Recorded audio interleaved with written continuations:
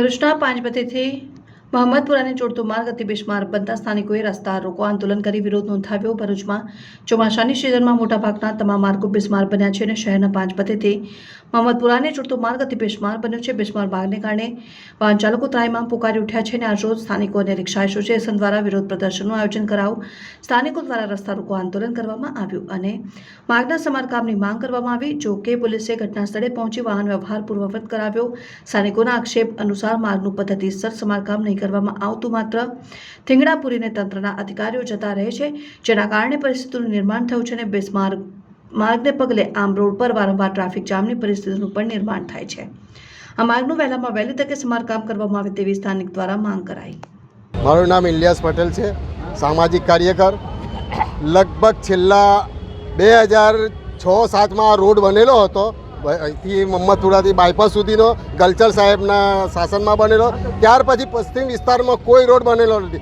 આજે ચોમાસામાં આખા ભરૂચ શહેરના રોડો તૂટી ગયેલા છે અને આ પબ્લિકને એટલી તકલીફ પડે છે કે જેની કોઈ હદ નથી। આ લોકો ખાલી પેલી કોળી વસ પૂરી અને ચાલુ કરી દે છે। એના કરતાં તો જો તમે કાર્પેટિંગ કર્યું હોત તો જેટલો ખર્ચો રોડીમાં ને એની અંદર થયો એનાથી ઓછા ખર્ચામાં કામ થઈ ગયું હોત અને પબ્લિકને એટલી તકલીફ પડે છે। જો એકને હામીલા બૈરા હોય તો એમના માટે કેટલી તકલીફ છે।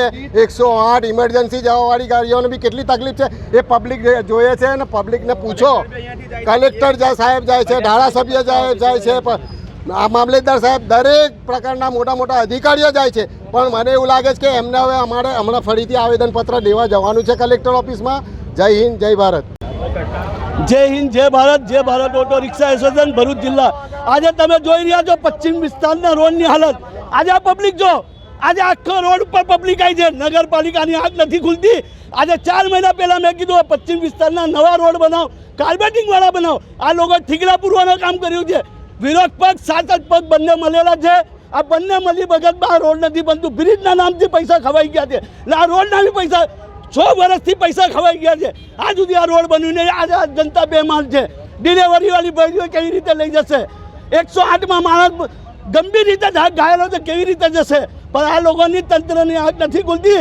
આજે જાહેર જનતા રોડ ઉપર આવી છે તો પણ નગરપાલિકાની આંખ નથી ખુલતી કે ક્યારે રોડ બનશે। રાતે 2 વાગે આવીને જીસીબી મારીને જતા રહે છે કે જીસીબી મારો છો, રોડ બનાવો, અહીંયા પાકા રોડ જોઈએ અમને કે અમે ટેક્સ નથી ભરતા, અમે જનતા નથી। તમારા હોદ્દેદાર આવે, તમારા મંત્રી આવે તો તમે રાતે રાત રોડ બનાવી કાઢો છો, તો આ પ્રજા કોણ છે? આ પ્રજા રોડ પર નથી ચાલતી। એટલે તંત્રને મારી નમ્ર વિનંતી છે, તાત્કાલિક આ રોડનું રિપેરિંગ કામ થાય ને આરસીસી વાળો રોડ બનાવવામાં આવે તો આ જનતા આવી રીતે રોડ પર આવશે ને આંદોલન કરશે। જય હિન્દ, જય ભારત।